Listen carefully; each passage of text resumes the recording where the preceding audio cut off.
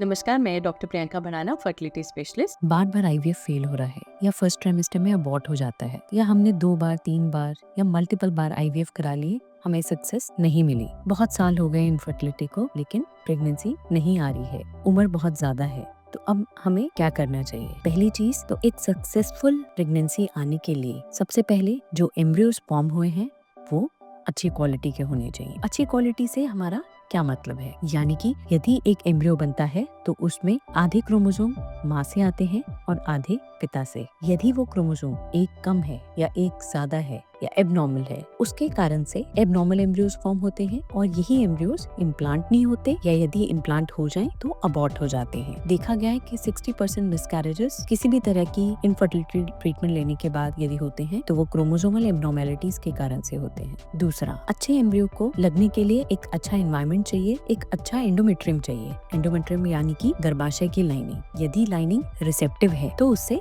Successful pregnancy outcome के chances बढ़ जाते हैं। गर्भाशय के अंदर की लाइनिंग को एंडोमेट्रियम कहा जाता है और यह हर महीने अपने आप को प्रिपेयर करती है एक एम्ब्रियो के चिपकने के लिए, और बाद में एम्ब्रियो इम्प्लांट होकर फीटस में कन्वर्ट होता है और एक अच्छी प्रेगनेंसी देता है। काफी बार देखा गया है कि यदि एम्ब्रियोज अच्छी क्वालिटी के हैं, यानी कि अच्छे ग्रेड के भी हैं, उसके बाद भी इम्प्लांट नहीं हो पाए, इसका मतलब आपका एंडोमेट्रियम रिसेप्टिव नहीं है। 20% केसेस में एंडोमेट्रियल फैक्टर्स के कारण से इनफर्टिलिटी होती है। अब इसको कैसे पता लगाया जाए या उस पे काम किया जाए? सबसे पहले एम्ब्रियोज की गुणवत्ता जानने के लिए पीजीटीए टेस्टिंग यानी pre implantation genetic testing for aneuploidies होती है, जिसमें ये पता लगाया जाता है कि आपके एम्ब्रियोज में नॉर्मल नंबर ऑफ क्रोमोसोम्स हैं या नहीं है। यदि एबनॉर्मल है तो उन एम्ब्रियोज को ट्रांसफर कराने का कोई फायदा नहीं है, क्योंकि वो प्रेगनेंसी नहीं दे सकते या फिर अबॉर्शन कर सकते हैं। और यदि हम बात करें एंडोमेट्रियम की रिसेप्टिविटी को असेस करने के लिए जो टेस्ट है वो है एरा टेस्टिंग, यानी कि एंडोमेट्रियम रिसेप्टिविटी एसे। इसमें ये एनालाइज होता है कि महिला का गर्भाशय का जो एंडोमेट्रियम है वो किस समय सबसे ज्यादा रिसेप्टिव है, जिससे कि हम उस समय एम्ब्रियो रख सके। तो एरा टेस्ट से हम ये पता लगा सकते हैं कि सही टाइम एम्ब्रियो ट्रांसफर का क्या होना चाहिए। यानी कि पीजीटीए टेस्टिंग और